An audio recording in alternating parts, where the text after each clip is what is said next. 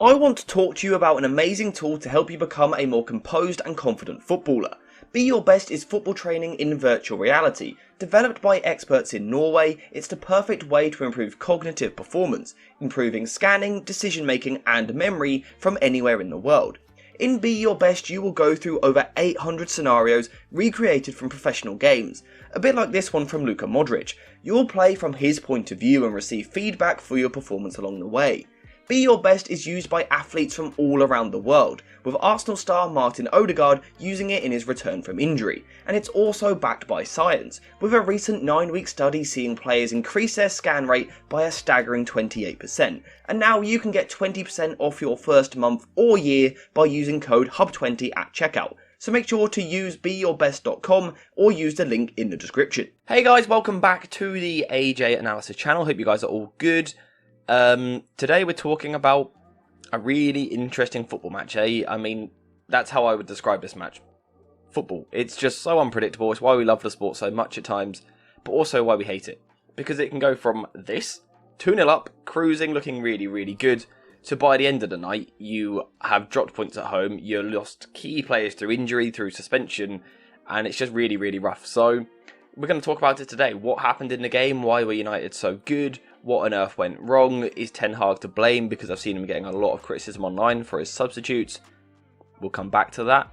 So yeah, that's what we're going to be talking about today.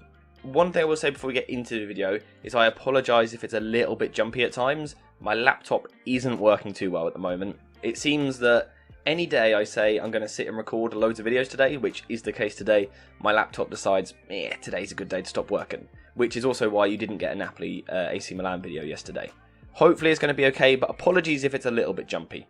But, you know, let's get into the game. Kind of what happened, break down the tactics, and see, actually, initially, why it looked really good for Manchester United for the first half hour. Really good performance. Really, really good. Playing the ball out from the back, kind of sustaining pressure, and ripping Sevilla to shreds. This could have been 3-4-0 in the first 40 minutes in terms of the opportunities, the good areas that United got into. Even when United weren't playing great, they were still kind of attacking well and hurting Sevilla later on in the game. So, let's take a look. And it started with playing the ball out from the back, where United found it early on pretty easy. And the reason for that was because Sevilla were using a 4-2-3-1 approach in their press, with the wingers kind of playing that position in between a centre-back and a winger, like this in here. Rakitic on Casemiro, and then Lamela kind of between the two centre-backs. That's a pretty decent structure, because what it means is that when the pass goes one way, Lamela can then come across, and now you're kind of man for man. It works quite well. But not when you do it how Sevilla done it. Because what they done was, let's say Lisandro Martinez is here and takes the goal kick to David De Gea and then steps forward. Sevilla just stood there. Not too sure what the approach was like during the first 30 minutes. Because we know that if you put United under pressure, then they will lose the ball in these areas. Sevilla was set up to do it, and then genuinely they just stood there. Like the amount of times in that first half hour where De Gea's got the ball at his feet and takes 6 or 7 touches just kind of looking about. Now, I think their aim was, let's let De Gea have the ball because his passing accuracy isn't great, but what we're going to do is pick up everyone else man for man because he then doesn't have a passing option. But that didn't work because one, De Gea's passing was actually pretty good during the first half hour, put the ball into some really nice areas. I remember one into Martial in this area, one into Bruno Fernandes, and he started quite well. But also, because there was no pressure on the centre-backs. So De Gea could just quite easily pass to Lisandro Martinez. Now what we then saw from here, particularly down the left-hand side, was Malacia would make a movement behind Ocampos into this area. Ocampos tracked him awfully, and Lisandro could play the ball here into Tyrell Malacia, who can then turn, play forward, and United are out the press. And during the first 30 minutes, that was what was happening, and it was really easy for United. It allowed them to get out from the back, from where they then looked really, really dangerous. So initially in these areas, United were building possession in what I would call quite a wide 2-3 shape. We've got the two centre-backs here, Casemiro in the middle, and then initially Tyrell Malacia and Wan-Bissaka were quite wide. However, the problem with this was that for Sevilla, Rakitic and Lamela were basically doubling up on Casemiro and saying, alright, Lisandro Martinez and Rafael Varane, you can have the ball, but we're going to really cut off your passing lanes into someone like Casemiro. And it kind of worked a little bit, but United just adapted far too quickly. Lisandro Martinez shifts across a bit, as does Rafael Varane, and also Wan-Bissaka just starts to drop into this area here. And what it does a few things. It now means you're 3 versus 2 up against the Sevilla 2 players. Also 4 versus 2 as well if you include Casemiro, which means you can outnumber them and play around them. It asks this question of Torres here, but also it allows Tyrell Malacia to at times tuck in, at times play wide, and at times push forward. And what that rotation does is it asks constant questions of the Sevilla defence. But basically, United, again from here, during the early stages, progressed the ball really well. And one of the reasons for that was because they had Lisandro Martinez and Wan-Bissaka kind of outside of the pressing structure of Sevilla, which then means Martial could be spare. And during the opening stages, Martial done such a good job of dropping into these areas and getting the ball maybe from Varane, from Lisandro Martinez, Wan-Bissaka, Casemiro, whoever it was. Martial was doing an absolutely brilliant job of dropping into these positions, and it was like he'd never left. It's like he never had any injury problems, and the good times were back during that first half hour, because this was a real, opening 30 minutes, it sounds daft to say, but that first 30 minutes was near perfect from Martial. The way that he was dropping into different positions and linking the play was genuinely spectacular. You'll struggle to find a 30-minute cameo of a striker this season looking so complete. Genuinely, he was just doing it so well. So that's a boost for United moving forward. If he can stay fit and produce these performances, he really could help United between now and the end of the season. And he's shown what a player he can be, what a big plus he can be to the side. Because what it allowed United to do was occupy key areas of the pitch, but with different players occupying those positions. Now, what I liked was that whilst Martial was dropping deep, like I said, that was the case. There was still someone in every position, and typically it was Sabitzer pushing forward into this Martial role up here. Kind of a bit like, almost I think what we all thought Donny van de Beek would be able to do this season. I would say that's how Sabitzer played, and of course he got his 2 goals. One comes from Bruno Fernandes playing the ball from this area, and the other was from Martial in this area. Through to Sabitzer, who kind of made the run from deep, attacking the space which Martial had left. Sabitzer gets in on goal. They're both really good finishers on his weaker left foot. Great goals, United are in a really good position. And the good play was continuing. I thought the width was good from Jadon Sancho and Antony. I thought Antony in particular played really well. I think Sancho didn't look quite on it. He didn't always have the players near enough to him at times to really link the play how he likes to. I thought Antony on the other side done a bit better at progressing the ball, and what was also nice was that we saw him kind of going round players and getting more towards the byline, showing a bit of unpredictability, which is starting to come into his game a little bit for the last few weeks. We've seen a few occasions where he's going to the byline and cutting the ball across on his right. Do that more, please. It's great to see, because it just makes it unpredictable and therefore more difficult for the defence to deal with. Also, what United were doing well in these areas was the underlapping runs of someone like Wan-Bissaka or Tyrell Malacia into these pockets. Again, it's another attacker. It allows you to overload the Sevilla defence, and the Sevilla defence was really struggling.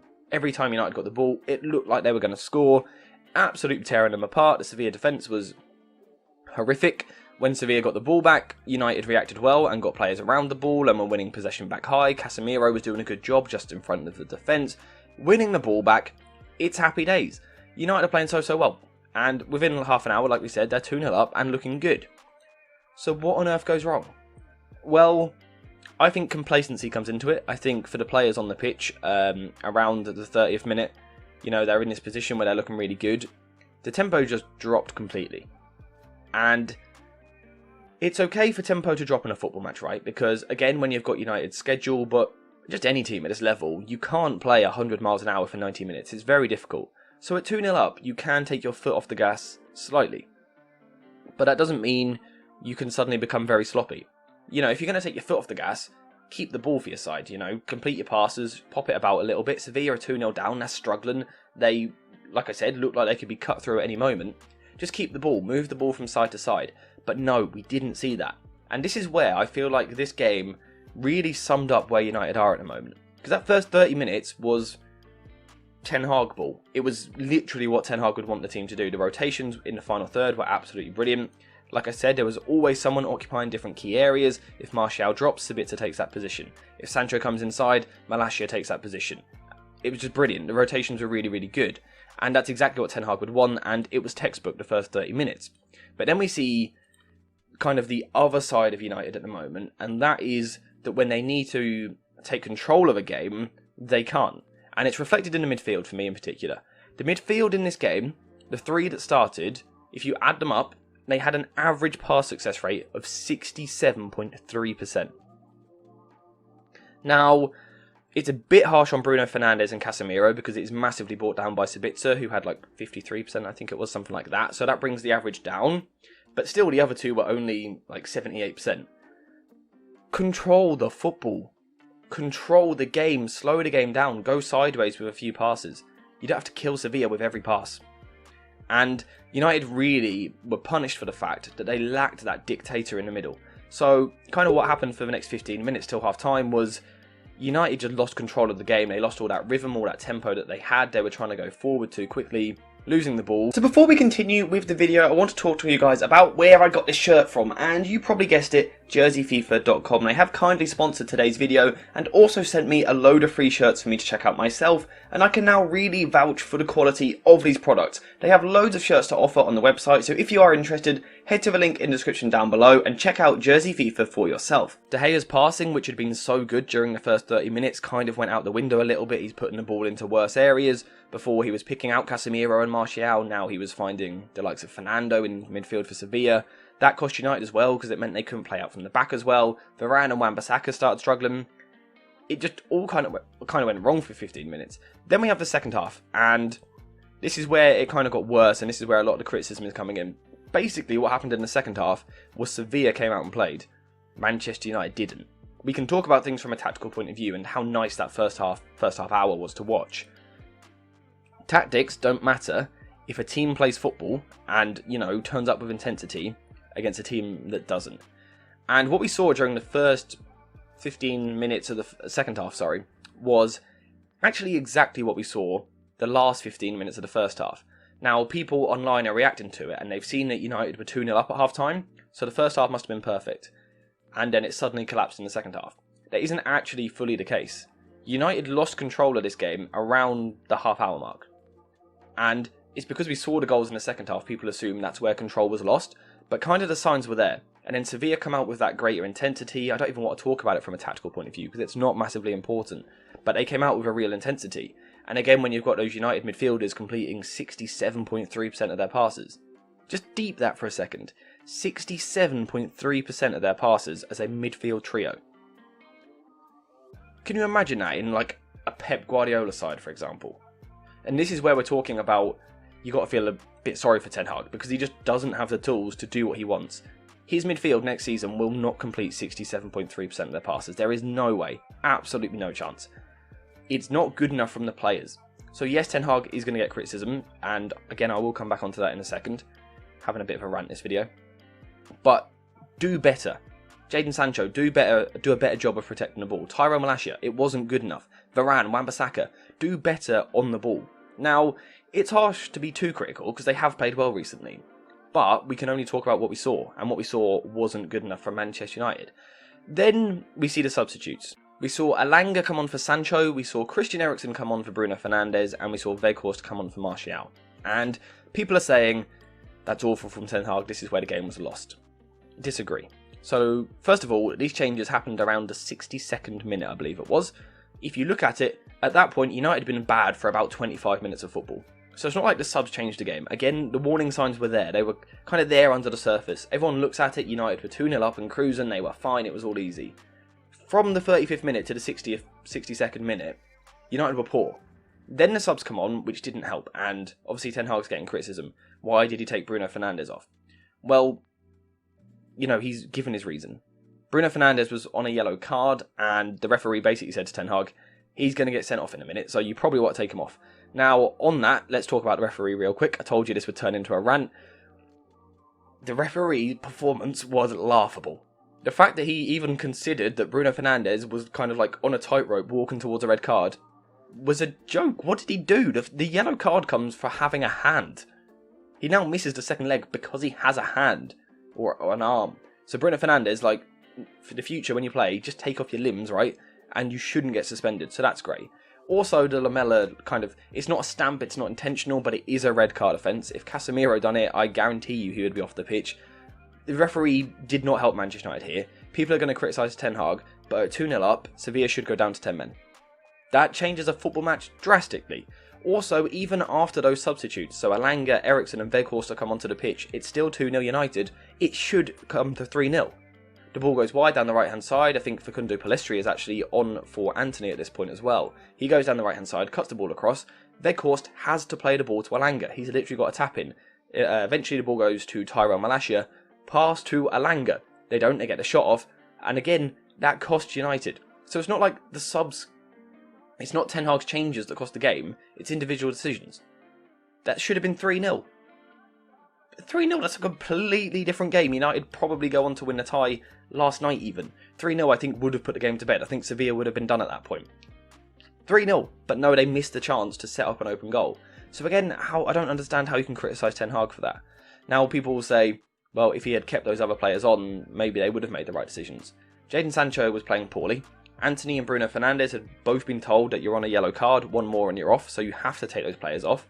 And also, Martial, we know, can only play 60 minutes at the moment, so he had to come off. I don't understand how you criticise Ten Hag. Because also, at the same time, we've seen injuries recently for the likes of Varane, Lisandro Martinez, Luke Shaw, Marcus Rashford, which all look like the results of fatigue, etc.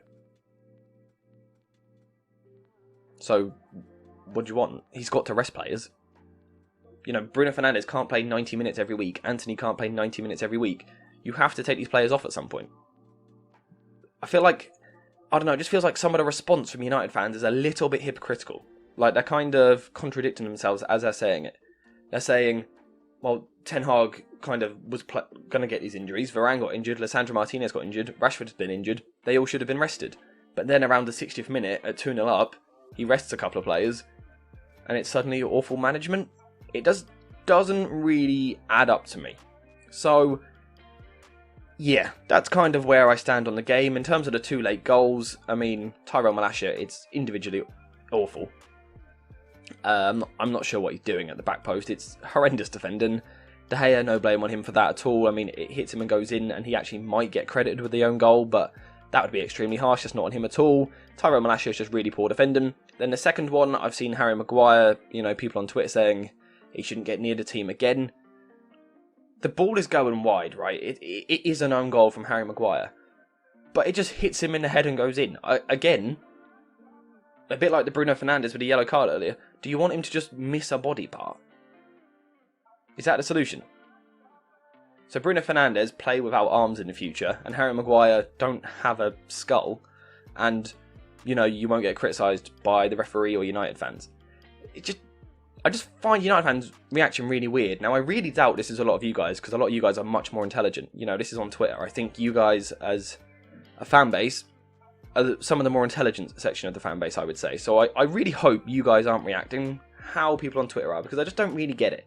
I think, were the subs perfect from Ten Hag? No. But look at the squad at the moment. It's really thin. You've got Rashford out injured. You've got Garnacho out injured.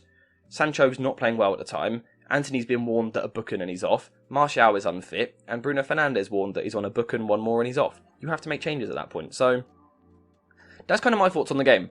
Like I said, I think it really sums up where United are at the moment.